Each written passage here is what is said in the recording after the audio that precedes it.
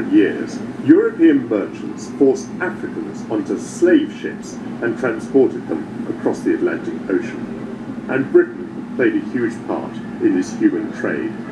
British ships carried around 3 million slaves to America and the Caribbean, where they worked on plantations, helping to build the wealth of the City of London. The trade made many organisations rich, and I've discovered in the archives that includes a very surprising name. God Almighty has set before me the abolition of the slave trade. So wrote the great reformer William Wilberforce. And yet, during the 18th century, there were slaves in the Caribbean who bore branded on their chests the word society.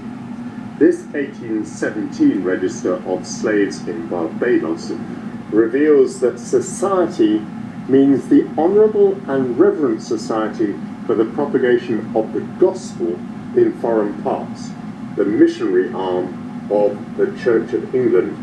And here is that society listed as owning some 400 slaves.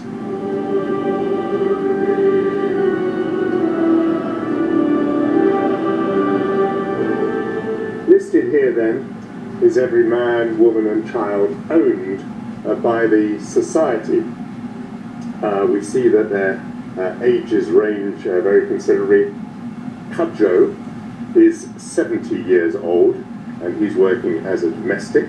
It seems that Ben George can be set to work as a grass gatherer even though he's only 10 years old.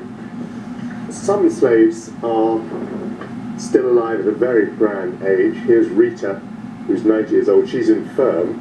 She's no longer working. But on the other hand, Okoa and Kwashiba, who are both 80 years old, are both still working as nurses.